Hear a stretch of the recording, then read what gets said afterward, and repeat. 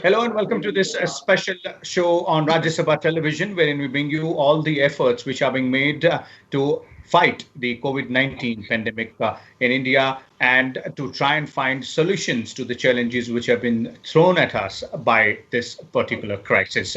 Now, today we will talk about one such effort which goes ahead and tries to find as to what is the extent of exposure to COVID-19, as in what is the penetration of this particular virus as far as general population is concerned, and then that is being done through a survey which is known as a Sero survey, being conducted by ICMR and NCDC. We have representatives from both here and well-known virologists as well. Let me first introduce all three guests to you, beginning with Dr. Shahid Zamir. He's a well-known Indian virologist and the CEO of Wellcome Trust and DBT India Alliance. Also with us is Dr. Naveen Gupta. Is the Joint Director and Head of Zoonosis Division in NCDC. Also, we have with us Dr. Shriram Shelvaraju. He is a scientist in the Epidemiology Unit of ICMR. Welcome all of you gentlemen to Rajya Sabha TV. Let me begin the show and let's start by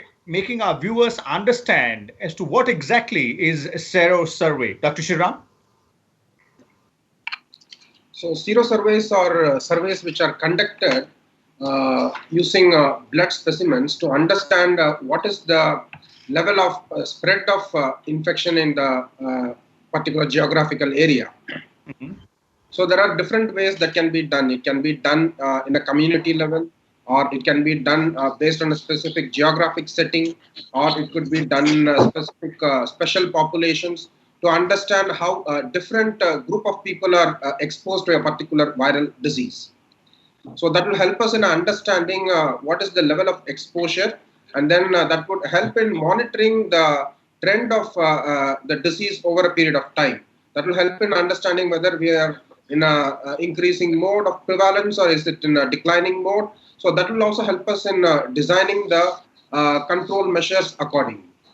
Okay, and how's this Sero survey being conducted? The design and the structure of this particular study. What are the guidelines or the contours of that?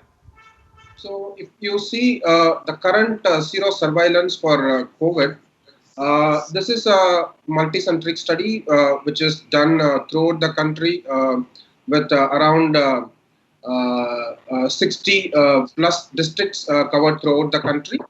And so we work with multiple ICMR institutes and other state and national institutes.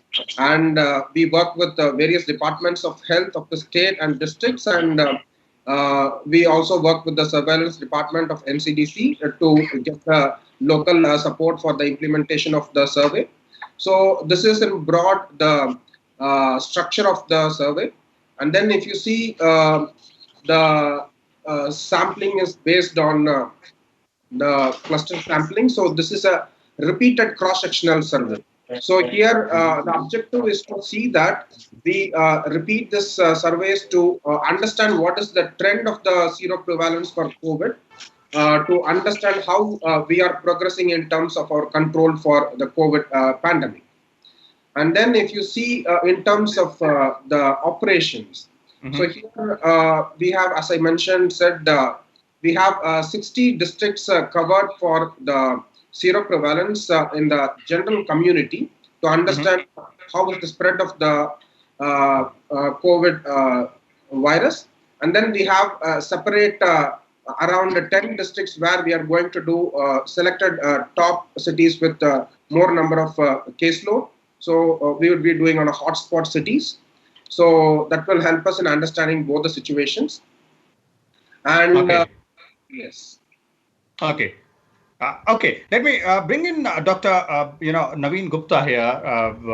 Dr. Gupta, if you look at these kind of surveys which are being conducted, they would obviously require some of the other tests being done so that we may come to particular results. Now there are different kind of tests. There are diagnostic, surveillance as well, and some of them of late have been indigenously developed as well. For example, IgG, ELISA test, and the Feluda test kit as well. So what exactly are the kind of tests which are being used in this particular survey, and what the reasons behind them, logics behind them, kind of results which we are anticipating? Vishal, thank you for the nice introduction. I am working in National Center for Disease Control, and this kind of sero survey, in collaboration with the ICMR, will definitely help in India to know the prevalence and the trends of the COVID-19 in this country. At the outset, for the benefit of the audience, I must like to say something. Hmm. So, in the given situation, this COVID 19, it's a novel virus. Now, for the detection of this novel virus, very recently the molecular based tests they have been designed, and these are quite sensitive and specific, and they detect the pathogen SARS-CoV-2 very well. So, in this context, at the outset, it is very, very important to understand that we have got two categories of test. One is a diagnostic test, where you want to establish that the person who is suffering has got a disease, has got a evidence. There is a direct evidence. So, how do we establish a direct evidence of a disease? Either we isolate the organism, whether say it is bacteria or virus. So, in this given case, this is SARS-CoV-2. So, isolation of the virus for the purpose of diagnosis, it's not going to be an easy job for any lab in the country, except for the national reference laboratories for the purpose of diagnosis. The second is the direct evidence based test, say which is say reverse transcriptase PCR, which is most commonly used all over the world for the COVID-19. So this is usually a very good diagnostic test because it has got a very good sensitivity as well as the specificity. But if Okay. we use the same test for doing say the surveillance throughout the country, it may not be a very good test. You know why? Reason being, as we do the test with the real-time PCR, all the laboratories, maybe even at the level of medical colleges or the district hospitals or in the private laboratories, they are not equipped with the real-time PCR machines. So these machines, they are all computerized, and you have to have certain kind of a skill and trained manpower before actually you can do the test or interpret the results. So this is Hmm. a very important thing from the standpoint as far as say this RT-PCR is concerned, it's a very good diagnostic test, but using the same test for the countrywide surveillance, it is not easy, as is evident all over the world. As you must be hearing, the same is the case of India. We are trying to increase the capacity. Now, why do we do that? The reason is very simple. The reason is for doing the sero survey, we require the antibody based test. And Hmm. as of now, we really, in the India, we really don't have any good kit which is available in the market for detecting the antibodies to the SARS-CoV-2. And very recently, only few days back, say the ICMR has developed the IgG based test. And the whole world is kind of struggling to have those tests which are conventionally designed to do a countrywide sero survey. Now, what is the difference? The difference is these sero survey based tests, these are usually say ELISA based tests. Now, once I Okay. say ELISA based test, say 96 tests they can be done in one go, Hmm. right? So this is where you can check in the community how many people, say out of the 100 or 1,000 or 10,000 or 1 lakh population, they have already developed the antibodies to it. So when will they develop the antibodies? So they are going to develop in the population which is the exposed population. So zero survey directly or indirectly means how many people in the community they are exposed, how many of them they are not exposed. Hmm. Amongst those who are exposed, how many of them they developed the disease, how many of them they developed the symptoms. Now in Hmm. COVID-19, there's asymptomatic cases also and symptomatic cases also. And then there is the antibody development also. So it's not a single variable, it's a respiratory virus. And for the respiratory viruses, doing a reliable sero survey, we really need to have a kit which has got a very good analytical performance for the detection of antibodies as well as the clinical performance. So these are Okay. the issues which are related to the sero survey. I Okay. was a little long, but this point was very important to explain. No, no, definitely. This is really, really important to understand as to what kind of tests can be deployed there. Because as you're pointing out, surveillance tests are different than the diagnostic ones. Let me bring Dr. Zamil here. Dr. Zamil, uh, from your experience and the way you have seen, might have seen in earlier cases as well, in case of such pandemics, how important do you believe surveys like Sero surveys are to try and find the kind, the prevalence of that particular virus infection in the community? Well, Sero survey is possibly the only way you can find out uh, how much the virus has penetrated in the community. Because as uh, Dr. Naveen said, and as also our friend from NIE said, uh, it's confirmatory test is one thing, but to find out how the virus has penetrated into a population, you need to know who has been exposed. And this is a virus that's showing roughly 70 to 80% people are not showing symptoms or showing very mild flu-like symptoms, which are easy to miss. So therefore, it's important to look at antibody in the population. Now, having said that, uh, the survey is dependent upon two very critical things. One is the tool that you use, that is the test that you use. And second is how you design the Sero survey. If you don't design it properly, the answer that you will get is not going to be proper. If you use a test kit which does not have good sensitivity and specificity, then again the answer you will get is not going to be correct. So I think both of these things are very important. The tool that you are using and the design. If I have 2 more minutes, let me just Please carry on. So on the design, I saw the list of 69 districts which have been shortlisted to do the Sero survey. And I did not really find any accompanying data with it as to why those particular districts were chosen for the Sero survey. I'm sure our friend from NIE is going to maybe talk about it, the design, why those districts were chosen. And the thing that struck me immediately looking at that was all the regions where there is high population density and high uptake of the virus were missing from it.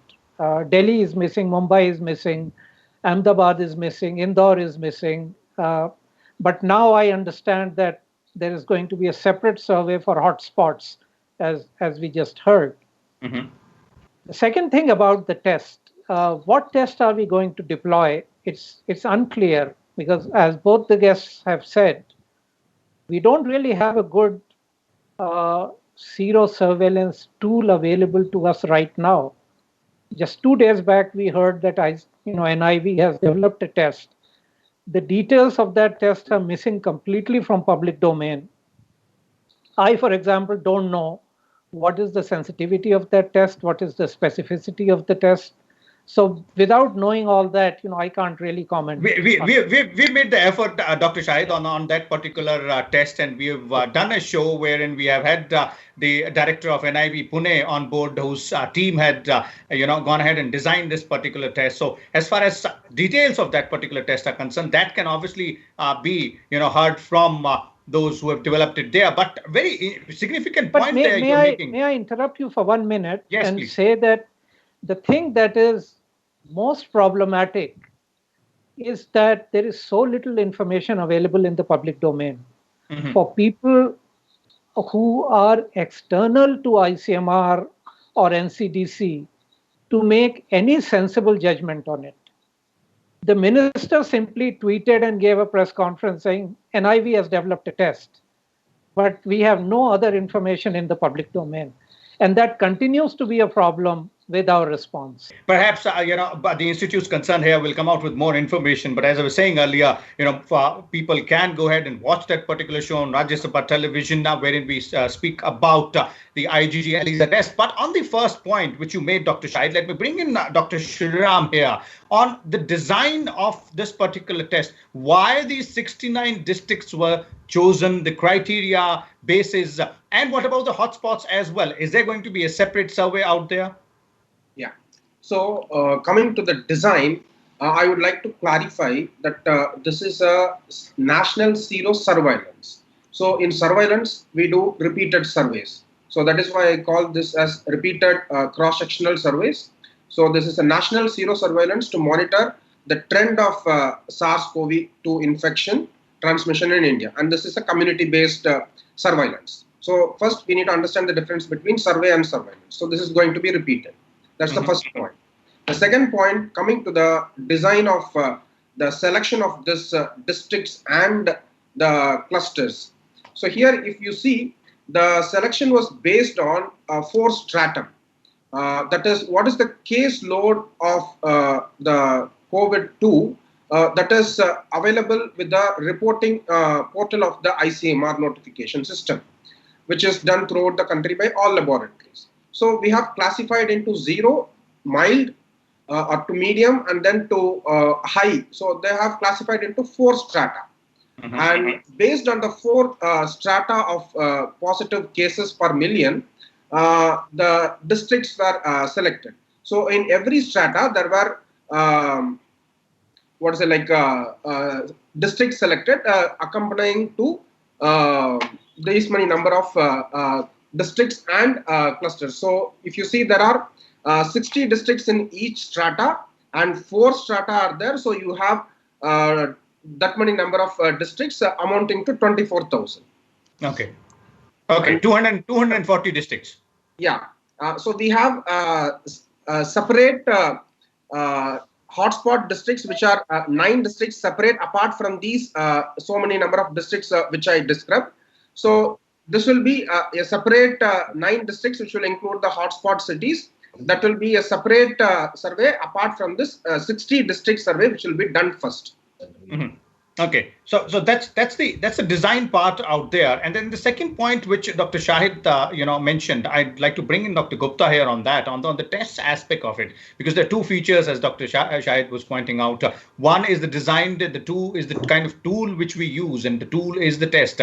You earlier talking about that surveillance tests are different from the diagnostic ones, and it is the antibody test, ELISA antibody test, which need to be worked upon. So the one which has recently been developed, IgG ELISA antibody test, in terms of its specificity and other aspects, do you believe it will do the task here for this particular kind of survey? Vishal, I must say one thing. In my previous sentence, I finished on one line which was called designing a test, which is, say, IgG ELISA. There is something called analytical sensitivity and specificity with regard to the performance. And then there is a clinical performance. These are the 2 different issues. Now, as the manufacturers, they design a kit, right, supposedly detects the IgM or the IgG antibody. So that is based on the standardization of those tests on the basis of the available laboratory standards for the detection of, say, IgM or IgG antibody, right? So this is how the analytical sensitivity happens. Now, on the basis of that, the kits, they are sent to, say, the 2 national centers. One is the National Institute of Virology, Pune, and another is National Institute of Biologicals in Noida. So these are the 2 government agencies which they certify. And once they happen to certify, the kit is being licensed through the DCGI. And this is the normal procedure we go here in India, and through the license kits, the tests they are done, so that it has got a reasonably good positive predictive value as well as a negative predictive value. Now, the question is, supposedly, these are the respiratory viruses.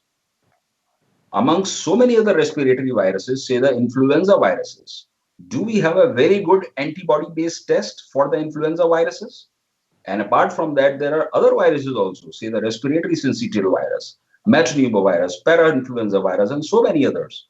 Now, for all the respiratory viruses, where is the normal abode of the infection? We need to understand that, which is, say, the nasopharyngeal space or the throat or the upper respiratory tract. And if the infection is more severe, it goes to the lower respiratory tract. So this is where the infection happens, right? So the best strategies for detection for the respiratory viruses is maybe the respiratory specimen, whether it is lower or upper respiratory tract. But usually the blood test they do not act as a diagnostic test for the purpose of diagnosis of the respiratory infections. Mhm. Therefore, these tests, they are utilized for the purpose of serosurveillance, because so many times, as you see in the real time with the patients, the clinical performance of these kits, they may vary as compared to the analytical performance. So once the kits, they are known to perform well on Mhm. the basis of the laboratory standards, they are tested in real time on the symptomatic or the asymptomatic people. Now, their response is made out, whether it is IgM or IgG, out of say 100 or 1000 or 1 lakh cases, in how many days the IgM body appeared and then disappeared. Same is the case with the IgG, Mhm. or it appears and for how long it is going to stay. Now, Okay. once I say that in serology, it is important to understand if the first test in serology is negative and the second test becomes positive, we call it seroconversion, right? But that seroconversion doesn't necessarily mean seroprotection. So these are the two different terminologies. This is what we understand as Mhm. microbiologists and the infectious disease specialists. So we have to look into account both the things, as Dr. Jamil said. Okay, we'll have to take both things in account out there. Dr. Shahid, on both points which you raised, design as well as the tools which are being used. Now, would you say that yes, we have some of it, we might not have all of it, but we will begin this from here onwards, and a repeated survey or repeated surveillance might, give us a bit more clearer picture than we have at present right now. Well, I'm sorry, despite the long answer that Dr. Gupta gave, I still don't know what tool will be used. Is Hmm. it the NIV ELISA which will be used? Okay, Or is it going to be some other test that will be used? okay, If Dr. it is Gupta, going to, let me let it. finish that, please. Mhm. If it is going to be NIV ELISA, I still don't know what is the sensitivity and specificity of that ELISA. He also said that tests are validated by two centers, NIV and National Institute for Biological Standards. This is a test developed by NIV. So NIV will validate its own test. Who will validate? There has to be a third party validation. Who Mhm. validated it? We don't know that. That is my problem. I don't know. These things are not in the public domain. Okay. So I can't judge. Okay. Okay. Let's have the response from Dr. Gupta here. Yes, Dr. Gupta. Yeah, just addressing to the question for the point number one. Now, in this zero survey, what we have envisaged with the ICMR is we are going to collect, say, the upper respiratory tract sample, the nasopharyngeal swab, as well as the blood test in this survey, right? Initially, to begin with, since we have got the validated RT-PCRs, they will be done on all the samples, and the blood is going to be kept till the point we have got a validated kit which is approved and licensed by the DCGI, Hmm. right? Once we have a validated and licensed kit, then in due course of time, this zero survey is going to be completely replaced by the IgG based ELISA.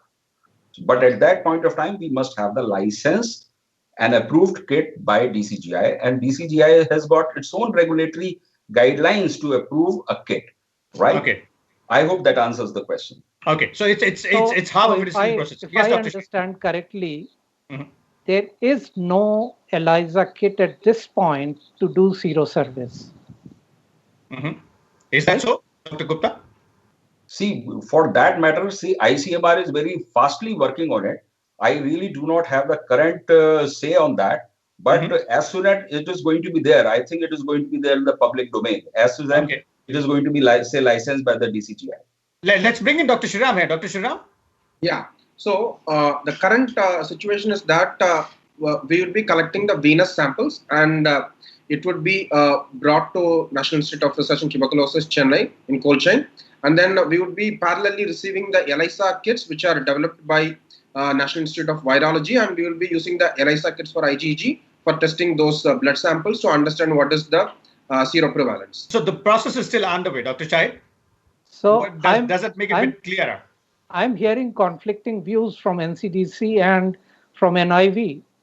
NIV is saying we will use NIE is saying we will use the NIV developed kit. Hmm. Dr. Gupta just told us that we don't have a kit at this time. it will be decided later. So I am as confused. What I understand here from Dr. Shriram and Dr. Gupta and Dr. Shahid, I hope you'll agree with me, is that there are processes which have been put in place and there is a design which has been made. Yes, we should have perhaps, or we may desire perhaps to have a higher quality of tools to be used. But as of now, we might have to do with what we have and further keep on building on that. Is that right, Dr. Shriram? A quick response. And Dr. Please Shahid, don't yes. misunderstand. I am not questioning the competence of NIV or anybody. Yes. I'm sure the NIV developed test would be a very good test. I am simply asking for the process. Mm-hmm. The process is that whenever a test kit is developed, there is third-party validation. Mm-hmm. Will there be a third-party validation? Who will do the validation? Will it be blinded? Will it not be blinded? There is a process to it. Okay. And people outside the ICMR system are completely in the dark about these processes. We don't know what's going on. So how can I even answer that question? Definitely, that is a valid question here, and we will definitely put that to ICMR and NIV representatives once we have them on again with us on specific processes being followed and to this particular test as well in terms of validation also. But coming back quickly to the Sero survey part and the significance of it, Dr. Shahid, you started by saying that perhaps this is the only way we can judge whether or not there is a community spread and also how much prevalence of this particular. So that means this kind of survey really holds the key in our fight against COVID-19 from here onwards, because we are now in that process of gradually reopening our entire system. No, absolutely. Sero surveys are critical. They should be done. And the ideal situation is at the start of the pandemic, you do 95% confirmatory tests, 5% sero surveys. And as you go along, you increase your sero surveys and reduce the confirmatory tests. And hopefully towards the end, you will be doing 95% sero surveys and only 5% confirmatory tests. We are far from that, but it's certainly a step in the right direction. We need to be doing sero surveys and we need to be using the right tools to do the sero survey. Okay. Dr. Shriram, quick comments from you here. Yeah. So as I previously said, one in the component of the design, we would be selecting 4 strata based the caseload that is available in the information system for the ICMR, and then 15 districts per strata, and then we would be able to understand what is the prevalence of the COVID antibody levels in each of the strata and the pooled prevalence at the population level. So that will help in understanding what is the prevalence at the community level and what is the spread. And when we do this analysis, we will be able to know when we repeat it, what is the change of the prevalence and try to understand how is it changing. And then it would also help us in understanding how our control measures are working, specifically lockdowns and all these restrictions. How has it helped us in changing the course of the pandemic? Okay. Dr. Gupta, quick concluding comments from you. See, this survey should surely help us in knowing the antibody level prevalence in a particular community and in the area over the period of time. And that will be surely a good step towards the surveillance in this country. Okay, there it is. So as pointed out by all our esteemed guests, Dr. Gupta, Dr. Shriram, and Dr. Shahid there as well, Sero survey does hold the key for us to understand as to how much the COVID-19 virus has penetrated as far as our community is concerned, the prevalence or the spread of this particular virus, and whether or not we have reached the community transmission or the community spread stage. So this is being done very carefully. There are certain parameters and guidelines which need to be followed, as Dr. Shahid was pointing out, and all those involved, specifically from ICMR and NCDC, are definitely looking to that only. We will continue to bring all the updates on this aspect, that is a Sero survey and others as far as India's fight against COVID-19 is concerned. You keep watching Rajya Sabha television, keep following all the guidelines, specifically the social distancing norms, which become really important now that we are slowly preparing ourselves to step out of the house. Thank you, and keep watching Rajya Sabha TV again. Thank you.